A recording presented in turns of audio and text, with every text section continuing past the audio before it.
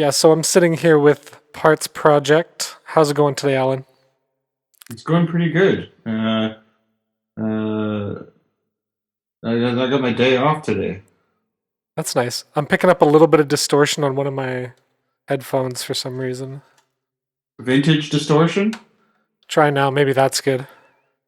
Is it old like tube amp distortion? A little bit, not too bad now. I think maybe just my connection was a bit loose.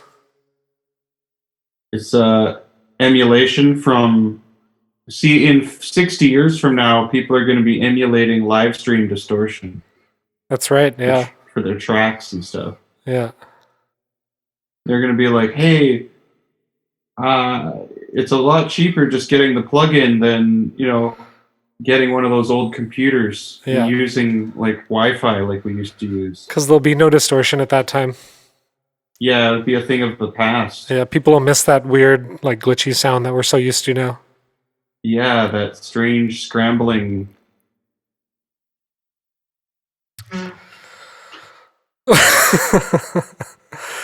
How Right are on. you doing? I'm not too bad. You've got this nice media setup here with the media stream. We've got the microphone, got Yeah. the boxes, the graphics, Yeah, I'm trying your to get things going. underground culture. Yeah, this is what would tell us about this party that's playing in the background? Oh yeah, that was November 2nd last year. So basically, it was a Halloween party. It was like the weekend because Halloween didn't fall on the weekend. It was like a whole week earlier or something. So it was actually closer to Halloween, having it on November 2nd. Yeah. So it was a Halloween party from Subliminal Frequencies, this crew in Montreal that's actually um, a really good group. They're like there's a variety in their music that they play at their shows, but I think it's kind of techno Yeah. is maybe the center of it, Okay. and then there's like Psy and first they had me down, so I Yeah. played. They have a fondness for live stuff, so they also like they're kind of circusy. They're like they got kind of a circusy attitude. They people perform. There's like performers Yeah. throwing balls around or something, whatever. That kind of thing. And you made a And yeah, go ahead. it's a good vibe. Like they're a good group. They're a good group. They have good. I have a lot of fun at their events. And you made a mix for today, hey? Oh, for this it's a mixed series.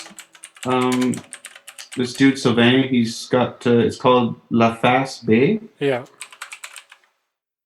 and he's super organized. He's got like a mix coming out every. If I'm not mistaken, it's every Monday, or maybe it's just the first Monday of every month, Okay. and so it's like an hour mix from different people, and it's I guess on their site, so it's kind of like radio, And kind of this like a is radio thing. when did you record this mix? Well, I did a final run through today. Oh, really? I did, and I got handed in tonight, so they can post it up there tomorrow. Awesome. So, yeah. So, is it cool if I play that mix at the end of the interview, like if we post this tomorrow or something? Oh, well, yeah. Like if Or did you they have the post it exclusive on it? I wonder. That's a good question. These questions I may not have ever asked in the past, Yeah. but now I keep stumbling on these kind of things. These Yeah. I never considered before. I'll just ask him and see what he says. No worries. Okay, cool. Yeah, it's basically when I lost a couple of gigs that I had, and everybody lost something Yeah.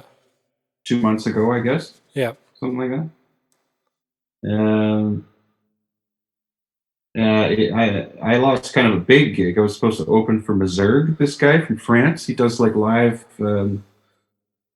crazy live. Like he has a theremin, and he just plays the Wow. theremin like a karate guy. He's Yeah. just like chopping all crazy, Huh. and it was kind of a higher profile show that I was really kind of stoked to like break into some new crowds and get seen by some Yeah. extra people that aren't just from the underground Hmm. scene that I know. And when that disappeared, it kind of bummed out, as a lot of us were when we, had to, give up stuff that we were looking forward to and everything. Yeah, for sure. So I started banging out some rhythms and grooves on just one sampler. My live setup is like a bunch of boxes working together usually, Hmm. but uh, in the wake of this change and all this stuff, I'm just kind of at home. Even though I was still working, I was cut off. We're all cut off from each other. So Yeah. I started just making beats on this one sampler. Really, really cutting all the options down to just 8 tracks of audio. And I really enjoyed that. It was really just like it was all in the one box. It wasn't complex. I didn't have to plan stuff out. I didn't have to think about what is this going to sound like for a live show. Is this going to get people moving, or is it going to it's just really just about kind of just feeling it out and playing something that was kind of in here, which is something that I always intend to do. But when a gig comes, I find that I'm like thinking about the gig, and I end up writing music for the gig, which does really help me in some ways Hmm. because it forces me to sharpen up the sound and to get it up to a level that's like good for a big room or something. Yeah. But then recently, in the last month, there's been a nice balance, where I've been focusing more on just like how does it feel, and without the pressures of trying to fit into a certain sound Hmm. and play a show with like other DJs and stuff. Yeah. So this mix is all that stuff basically. Yeah. You described it as like a house party music. Yeah, I always imagine it would be something that would be perfect to play at like some kind of a really hip kind of under like house party, Yeah. like in Super hip. yeah, super hip, right? Like if maybe in California somewhere. You Uh, sent it to me, right? yeah, I sent you one of the renders of it. No Like wind, no lights. yeah, it's called No Wind, No Lights. Okay. Fast Beat's really good. They're really organized. Like they're really into like experimental stuff and just whatever and concepts too. They're like, what images do you want? Like like pictures for the front of the thing. And so I got to like think about what images and everything. And that's one thing about like the more experimental stuff or hip or I don't know. Some depends on your perspective on it. Some might perceive it to be a snobby culture, like all kind of higher concept kind of stuff, or as opposed to like just dance music stuff. Yeah. But uh, I kind of like one thing I like about that scene is the inclusion of images, Hmm. like visual mixed with the sound, more in um, like it's more they're more actually like connected, like it's more important what the visuals are with the sound. Yeah. Yeah. You've been posting a lot of like images lately, like album covers and stuff, right? Yeah, well, like just a bunch of images leading up to it. I heard this place. There was this guy giving a talk on like s- um, promoting your music or Okay. something and getting people to listen to it. Yeah. And his whole thing was about leading up to to the release date. Hmm. So having something every day for like 10 days leading up to it, and then another 10 days afterwards making posts, like sort of a lead. Okay. And so it was just however you want to do that, that's cool. But in my case, just having an image every day was what was kind of like really helpful to get into the aesthetic of it. And I found that it's not just like visuals as like some kind of superficial dressing for the music, which is the real thing. I Yeah. think I found it to be more like the visuals have a large effect on what the music ends up sounding like. Yeah. So if I usually I just sit down there and I try to imagine it in my head, but I found it to be a lot better when I actually am looking at stuff. Hmm. Because Yeah, I I'm noticed already, you posted some of your art with your music this week. oh, like the The blue, blue one, yeah. yeah. I painted those things like 4 years ago, I think. Do you have it next to you? Can you show it on the camera? Oh yeah, yeah, I've got it here.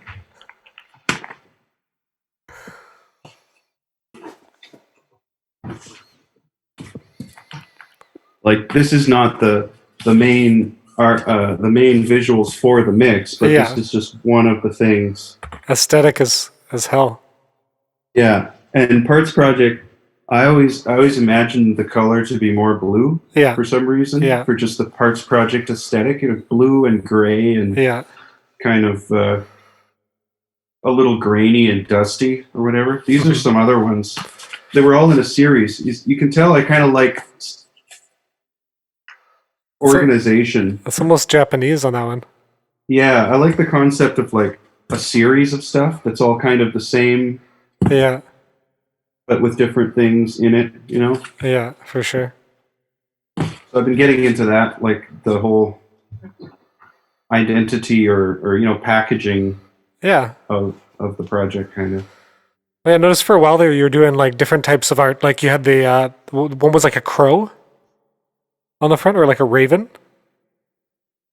Which one was that? One of these or something No, else? like the older, like a couple months ago, album artwork for your Parts Project Bandcamp, that kind of Oh stuff. yeah, yeah, yeah. That's right on the Bandcamp. I just take like photos Yeah. of different things. So how do those differentiate from the ones you're posting now? The ones you're posting now seem more abstract, as like they're close-ups on things now instead of full images. Well, as with a lot of things, I kind of just test it out and see what I'm doing, and then I get a better idea of what I'm doing Yeah. as I go. It was the same with. It was a lot longer than 10 days ago. I started putting up images for this mix. It was like maybe 15 days in advance, and the first couple of ones were like there were more. They didn't seem to have a common thing as much. Yeah. But then as it went on, I started to like put the same effect on each one, the same filter on each one, or like get more close up stuff, get more like out of focus things, and it got to be more thematic as Hmm. it went. So I just kind of like discovered that, and then when I post on Instagram, Hmm. the placement of the tag and the date and the title would get to be more in the same place. It was like, but I didn't know that's where I wanted it to be Hmm. until I put out a bunch of them after that. So yeah, I'm feeling it out what the identity is of it, and as that happens, it's happening with the music itself. I That's think. good. Yeah. So that mix you made, it's all an hour of original, I guess. Yeah, it's a bunch of patterns I put together on the Digitac sampler. Oh, okay. So it's got 8 tracks of audio, and so track one is always kick, track two is the bass, track three is a snare, track four is Huh. like track 4 and 5 are stabs of some kind, Hmm. and then track six is usually like a loop that's like the identity of the tune. It's Hmm. kind of like the hook, and then seven is hi hat, and eight is like the pad or some kind of atmospheric thing. So what? You made the whole mix with one machine, or no? Yeah, it's all on one machine Really?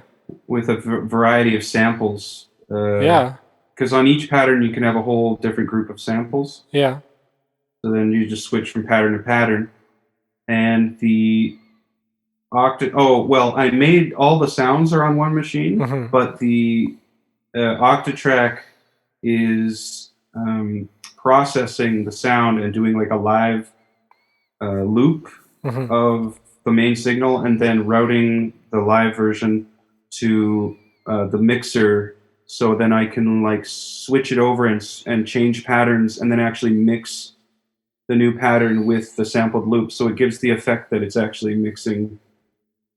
Like I can actually blend two patterns together even though it's on the same machine. That's crazy. It's crazy. Oh, and I lied. The Octatrack is playing long uh, long loops of texture, so like little Oh, risers, okay.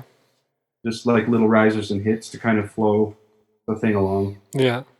Yeah. Sweet. Well, if we can't play that today, is there something else we could play? Like this parts project mix that I had in the background before? Let's see here. This one. Oh, Should I play that afterwards? oh, like the which one? The one that's in on the video here? Yeah. Oh yeah, just play that. Just put it on after. Yeah, exactly. That's really interesting because that was like back in November, so that's December. Like how many is That's still pretty 6 months? recent though, yeah. 5 months ago, 6 months ago, Yeah. and it's of course to me it's just like I started this project from like doing a live thing is a lot of work, and Yeah. I started like within a year of starting it with absolutely nothing. Hmm. I brought it to a point of being able to do a show, but now the progression is continuing. So the sound itself is really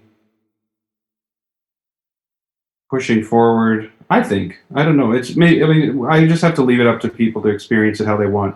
I guess I'm just saying how I. This is how I feel when I see it. That I just see that like, wow, I've really changed a lot, or I've come a long way since then. Yeah.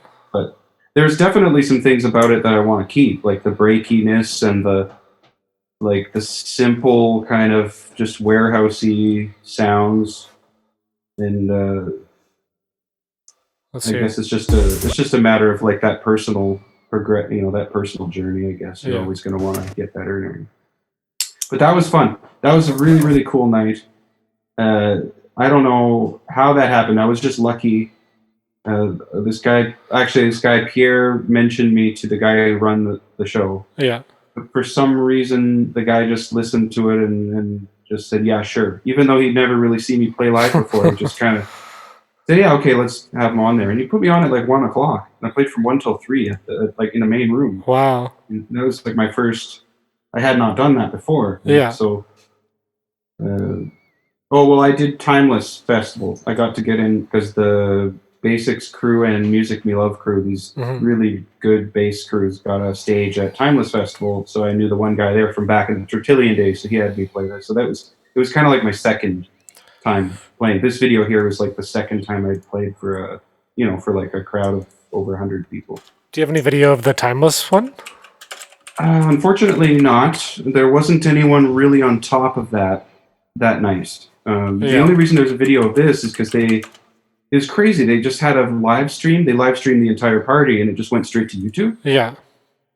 So I had to like hunt down the guy who did it and uh, ask for him to like cut out my part of it so I could put it on my own YouTube. Yeah. But that's crazy. Like such a good idea. Just live stream the whole thing. And yeah, I wish I had video from Timeless because that was really like a key moment in the whole Parts Project thing, where people, because I basically coming out of the bass scene, I was really trying to sound like bass music, and especially at Timeless because it was at the bass stage, and I was going to be playing, sandwiched on the schedule between DJs playing bass music, Yeah. and but I love bass music. I love those. I love breaks and bass, so of course, I wanted to.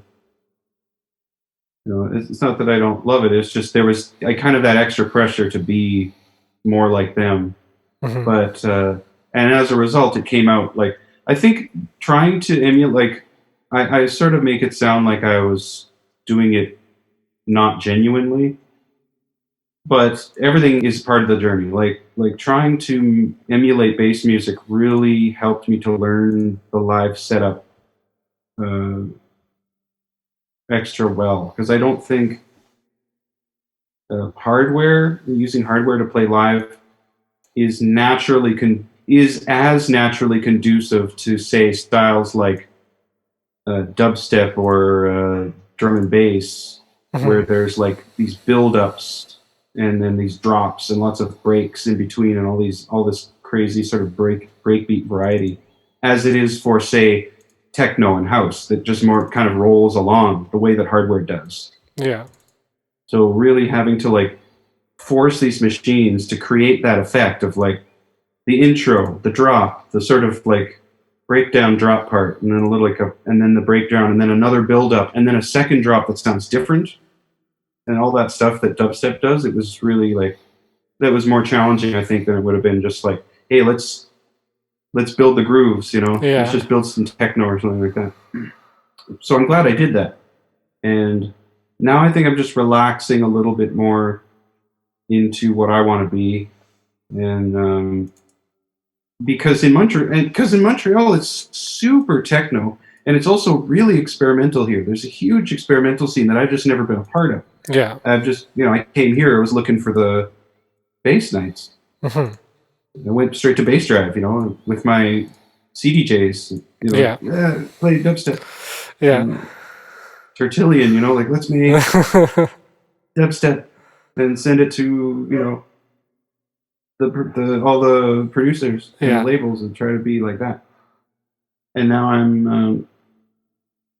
mean, there's like it's kind of one of the epicenters. I didn't realize this. I just figured, but in a certain way, like for experimental music, Montreal's definitely on the map Yeah. Montreal's huge. for like modular and all this Oh yeah. sound and technology, like people building instruments and doing all kinds of crazy things. Yeah. So there's room here to really. I feel like and I haven't even really been tapping into it as much as I uh, was starting to when this whole quarantine thing happened and when the whole COVID thing. I was really starting to go out a lot and um, seeing what else is out there. Yeah. But actually, just being alone at home without any gigs, as I said before, it really kind of maybe gave me something I needed. Was just like unplug Yeah. from the expectations. Yeah. You were Just fun. hustling and you were always pushing too hard, right? I feel that I was definitely doing that, as Yeah. a lot of people who are just getting started at something often do. Yeah. They've And it got kind of that takes the pressure eagerness. off a little bit, Yeah, I've been levels the really playing field a digging. bit.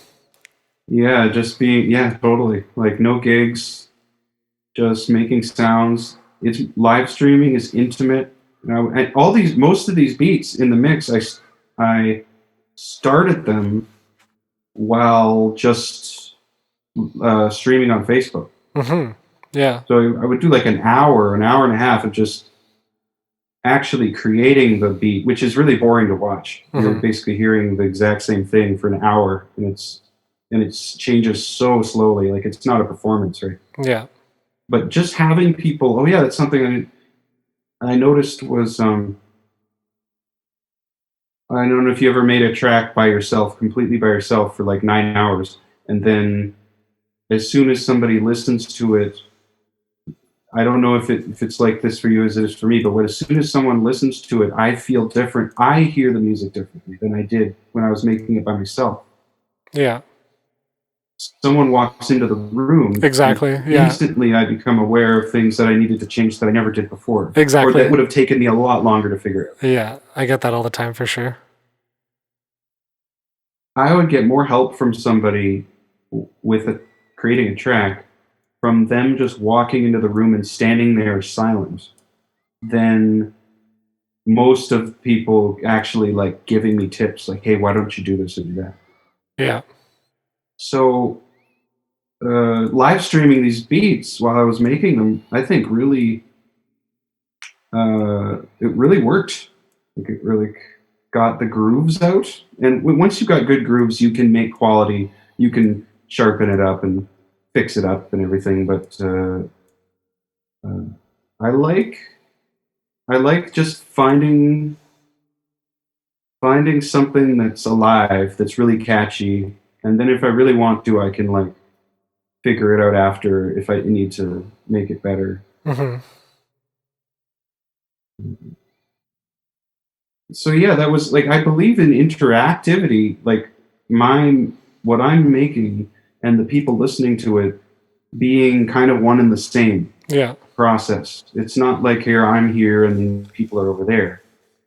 But this thing where with the live streaming was, I think, more helpful to my creative process. Well, it will helpful in a different way than the whole interactivity of before when I'd make music for the sets, like the urgency of before. Yeah. Like that helped me technically, And then now but you could now just have like a little sampler in bed and just bang out some beats for a bit on Facebook or something.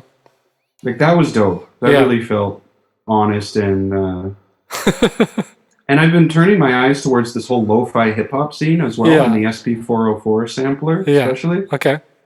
And like that whole scene was kind of there seems to be this entire scene that's kind of centered around well NPCs as well, but there seems to be this really cool thing with the SP404, Hmm. and it's just this tiny thing that you can bring anywhere and just beats. It's just all about picking those nice, being zen about it, like just finding a nice thing to listen to, cut it up a bit, nice simple thing, got some dusty dusty lo-fi sounds in it, and it's just nice. It's just pleasing to Hmm. the ear, and it's not like uh, big time main stage bangers, but you've got really successful people having a thriving music life and a bit of a career Hmm.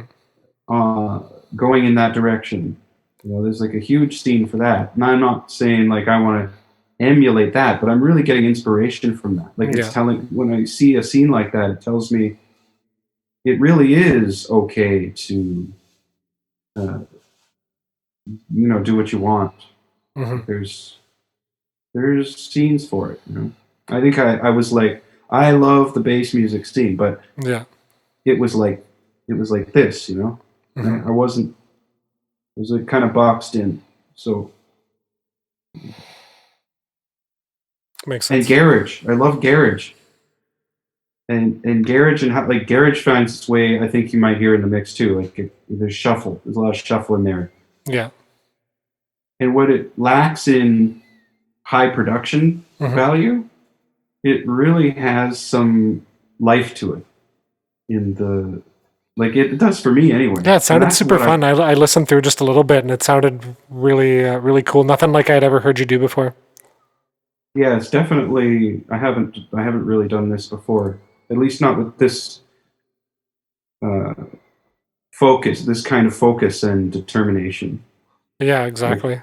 this is kind of maybe what I would have done when I first got gear a year and a half ago, just kind of learning how to use the gear. But now Yeah. I know how to use the gear and I'm doing it by choice Hmm. with a whole set, like a whole mix. I feel uh, like now it's this. I'm ready to go take this and play somewhere at some really hip house party in Yeah, exactly. California.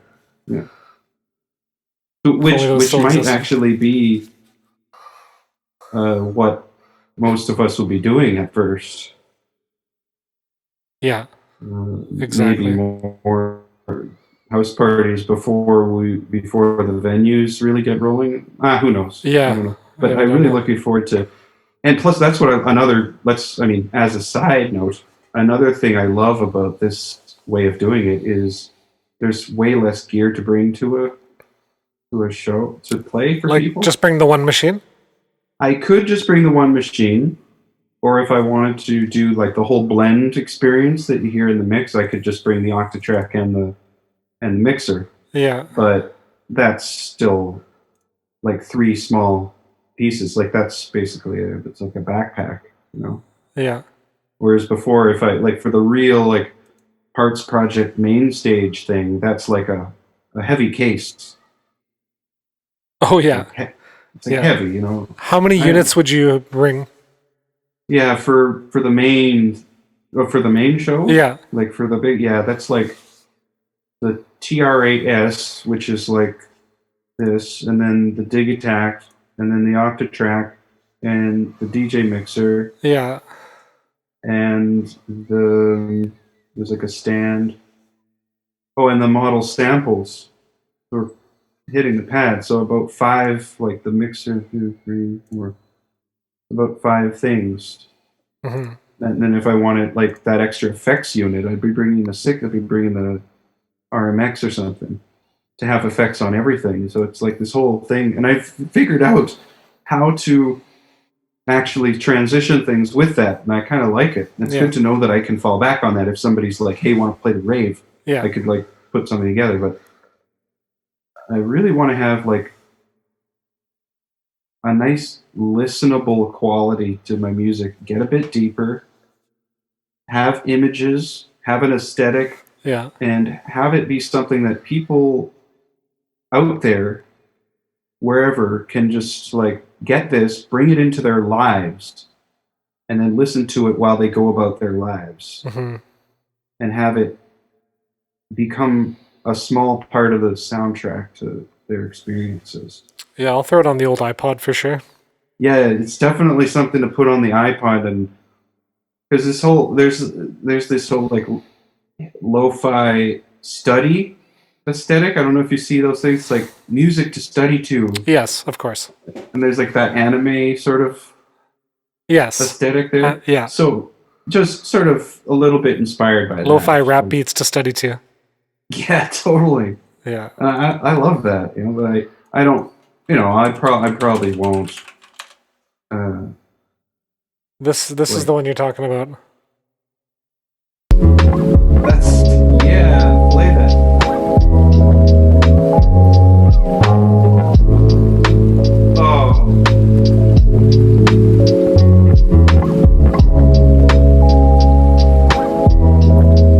Yeah, that's Now, always now, live. now, can you imagine that just done a little bit like garage, a little swivel shuffle? You know, like that sound. Like I love that sound, you know. But like, and then but of course, I'd take some of my bass music to it. I'd take some of the garage to it, Yeah. and some of that.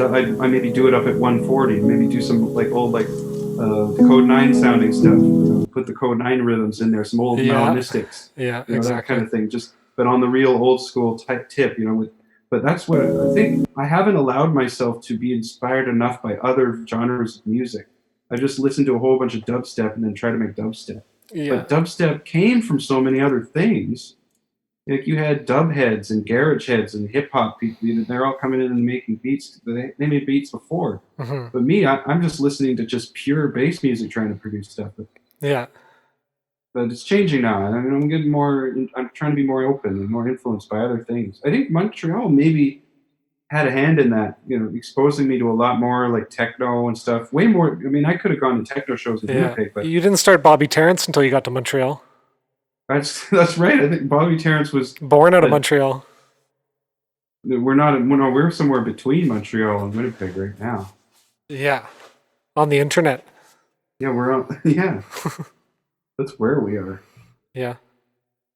So, how much longer do you want to go for here? Do you have anything else you want to discuss? Oh, I can't. You know, I can't think of. I mean, I could probably talk about What's the other rest stuff. of your day looking like? I'm gonna go pick up the bike Oh yeah. because I'm a bike courier and I had to invest a bunch of money into overhauling that overhauling my ride. It's at the shop. But it's at the shop. It's ready, Okay.